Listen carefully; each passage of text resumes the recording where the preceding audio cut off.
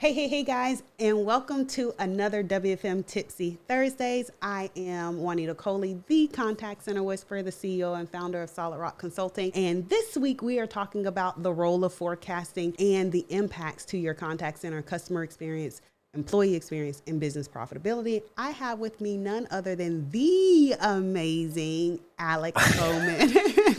Clark, hailing all the way over from across the pond. Alec, thank you so much for joining me on this week's Tipsy Thursday. I appreciate you. Juanita, thanks for having me. I'm just genuinely starstruck to be here. So, No, nice. no. You are so, I always love following you on LinkedIn and all the things that you're posting. And so I'm super excited that you are here today to grace us with your wisdom, bestow upon us your wisdom. Let's hop right in. First of all, when did you first fall in love with workforce management? Yeah, that's the question. Wait, what a great one.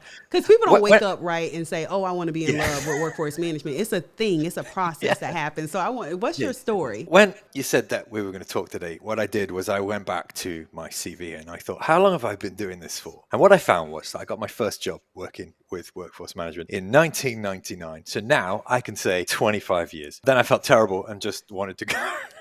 Go and do something else. But I don't think it was maybe 24 years ago, right? When I first started, it seemed terrible. How can this even work? Like, I don't have the maths knowledge to know how many calls will come in tomorrow. And then I had this boss who said, no, you don't know, but that's why it's fun, right? What you do is you give it a try, have a stab, and then you feed that back in, and then have another stab, and round and round it goes, and you never finish. And there's all this complexity that you can find, and you can come up with new techniques every day, and everything you do affects every single person that works here, and it is affected by everything that happens in the world. That's when I fell in love with it, when I realized just how far it goes, which is everywhere. It's so far reaching, right? It's so far reaching, and it really puts purpose in your work, right? That's what I found. I found that when I approve a request, that's a mother getting to spend more time with her child, or pick up her son from daycare, or spend time with her mother that may be ill. When I'm forecasting appropriately, the conversation is out on that. But when I'm getting my error of margin down from a forecast perspective,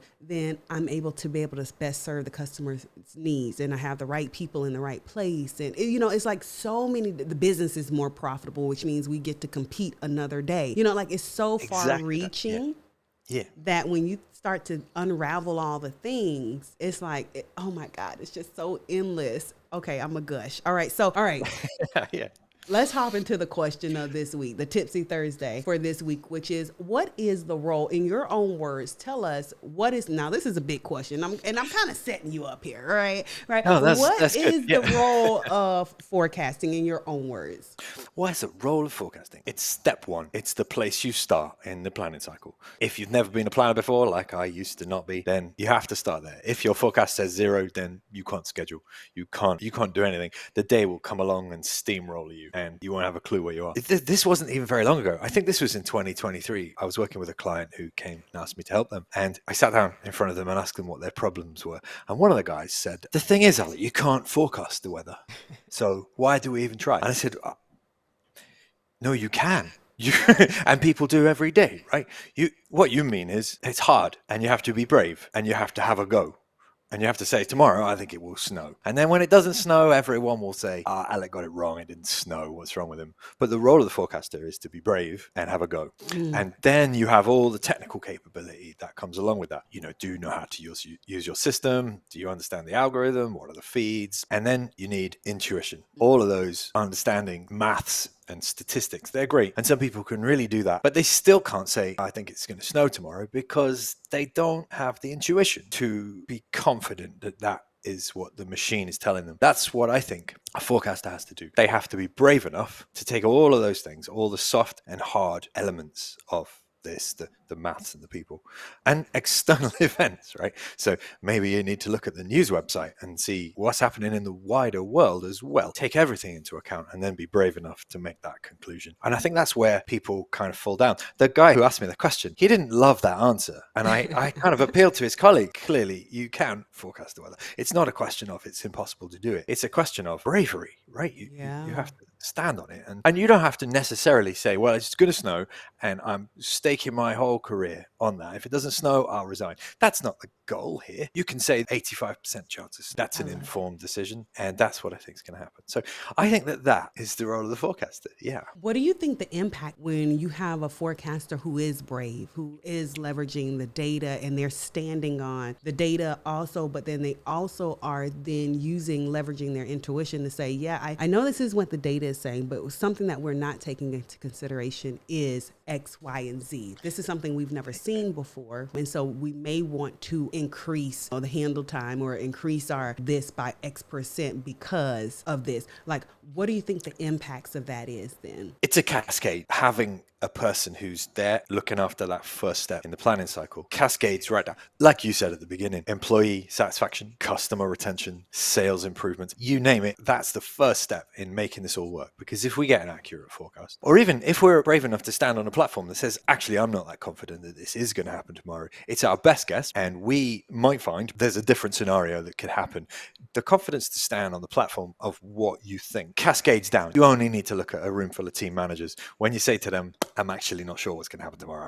I don't know. It could be anything. Then, okay, well, they'll just make it up themselves. They'll have a team meeting and they'll send a bunch of people to their lunch break early. If you say the example I just gave, then they're going to listen to you. You need to instill that confidence in your customers, which as a forecaster is probably going to be. When you do that, then people listen to you and they wait for you to say, actually, it's going exactly how I expected. What that means is that we should go ahead with that training session this afternoon. That slot's available to you. When you can speak with authority, informed by either accuracy or not, are you saying that if can't make it accurate to within 1%, it's useless to have? It's not the accuracy that I think is important. It's the confidence. You can say, well, normally we're within 1-2%. This week, we're thinking that we're aiming for 5. We have a unique set of circumstances. There's X, Y events happening. We've never seen them before. We've taken a stab. And as such, we think this is what's going to happen and this is what we're going to do about it. Come along with us on that journey. Earning that trust from the organization is how you influence the direction. I think, and one of the things that I love that you said was it's about having the confidence, because one of the things that I've seen, actually, I saw this in an organization a couple years back where the workforce management team, they had articulating this. They didn't stand on it like you mentioned earlier. They had been saying, hey, we are understaffed. Now, when I was brought in, I did all of the things, all the consulting, and then ran all the numbers, looking at all the things, because they were like, hey, I don't understand why we cannot meet service level. We haven't met service level in 10 years, which was, my mind was blown. But yeah, that was the first thing. But then the second thing was I gave them the same answer that their workforce management team gave them. The difference was I was confident and I could explain it. Confidence comes through competency. Yeah. See, when you're competent, that builds confidence. A lot of times you can be right, but you're not sure why you're right. And so you don't have the confidence to articulate what you're saying. So I went in and I did what I needed to do. And I said, hey, okay, this is the problem. You're understaffed. So no matter how much you want to hit that 80-30, this is a math equation. To hit 80-30, you need X amount of people and you have X amount of people. So you either need to change the 80-30 goal or you need to hire X amount of people, which again, I didn't tell them anything differently than the workforce management team had tried to articulate, but because they weren't competent in the skill level, right, of how they are articulating the matter, they weren't confident. Hey, I know that we need more people, but how do you know you need more people, right? And so I think that is super important. I've got to say, probably half the people that I work with who, if you're watching this, hi, I'm probably not talking about you. Just kidding. have that problem where it's a very common thing to say, well, I basically know everything and I'm right all the time, but no one ever listens to me. That's a thing that planning teams say to me a lot. And when you say, well, all you have to do is learn to not sell maybe, but communicate that message. You're not a server room based team, right? If you want to be based in a server room, then there are 100 jobs that you could have in this building that would mean that you would never have to talk to anyone. And I wouldn't want one of those jobs to be hidden in a server room, but plenty of people do, and cool. In a planning team, you kind of have to talk to people. It's the main part of it. Yeah. And what I find is that the type of people, and I include myself in this as Me well, too. Me who too. end up in a right. So you know that you want to be a planner. You love all the detail and all the kind of affected by the weather and the world and everything. And then like all these people come in that maybe don't really like you or you don't like, and you have to explain something difficult. And yeah, you do. Owning that bit too is a thing that I think, like you say, you didn't give them any nuances. The thing you have to do is just change this one little equation, Yeah. put more people in. And Yeah, so what I was able to do in that particular scenario is I was able to give them a framework, right? I was able to say, hey, if you are staffed here, then you need to manage up, which means, hey, you need to be managing to executive leadership. Say, hey, I need budget. I need to hire. I need to do these things. That's managing up. But if you're staffed here, you're appropriately staffed, you have the people that you need, then you're likely managing down, right? So you're managing from a coaching perspective, you're managing talk tracks, you're managing attendance, you're managing adherence. That is, or you could look at it managing up, managing down, or managing left or managing right. I prefer to look at it managing left or right?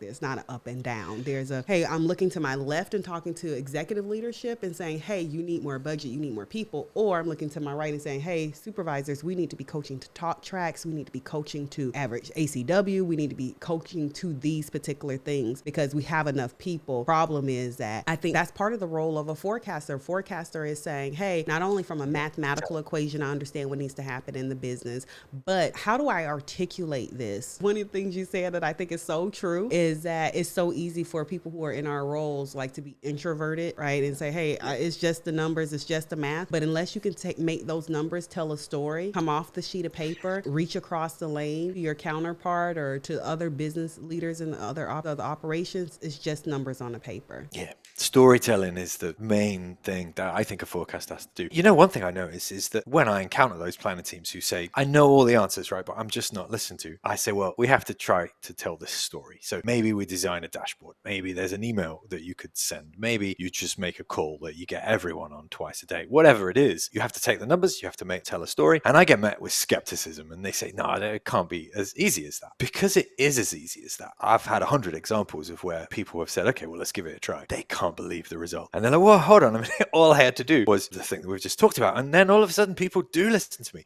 When I say don't have that team meeting this afternoon because it's a really bad time, we'll lose 3% on the service level and we'll struggle to get it back. So I'm going to delay that till next week. If you say that to a team leader, then half of them will say, no, I'm doing it this afternoon anyway. Cool. We lost 0.5% on the service level, or 3% on the service level, and we can have that conversation tomorrow with the guy who runs the show. You know, or they say, good, that sounds right to me. Okay, we'll delay it till next week. That forecaster always rings me and says, wow, it worked. Yeah, imagine and I love that. that moment. Imagine that. Yeah. So, Alec, tell me, what do you think the role of the forecaster? Give me a tip when it comes to the impacts to forecasting in agent life. This feels like a kind of dumb thing to say, and I can give a different answer if you like. But when I thought about it, it's that I don't think forecasters should rely on the answer that they get from the forecasting software. That's not to say that they shouldn't use it. The only way to contain the complexity, no human brain can have a multi-skilled forecast like locked inside it. But the thing that I see people do time and time again is they say, well, it used to be accurate, now it isn't. And it's always a really easy one to fix. And you guys pay a lot of money for us to come in, and you don't want to pay us to do the easy stuff. When you find yourself saying, it used to be accurate and now it isn't, find out why. It's easy to do that. You just need to look at the inputs to it, and then you need to use your intuition against the outputs from it. I think if people did that, then they would need less of my time, which would be awful. So maybe don't. But also, it's an honest tip. So yeah, I love that answer because it's hand in hand with why we teach not only the solution, but why we also teach the discipline. Yeah. Right? Yeah. Like it's so important. Yes. Use the tool. My brain be braining, but it can't brain all those different cues and all the different things. And so, yes, that's why we use the solution to scale the process. But over reliance on the tool to be able to think like a human is probably one of the pitfalls that I see a lot of times. The tool doesn't know that it's Black Beach Week, right? It doesn't know that it's crazy, holiday that's going to come. Like you have to tell it that, right? And then you have to tell it the factors, the impacts that has has on the forecast or on the schedules, right? And so if we are heavily relying on the tool to create processes or to understand our environment, that is going to definitely have a trickle down impact to what agents are seeing when it comes to their actual schedules and where their breaks are and all the different things, right? If they have time off, you said we're going to be just back-to-back calls today, and I came in, my PTO was denied, and I'm sitting here twiddling my thumbs. What happened? Worst case scenario, right? That's an easy way to lose trust. Right.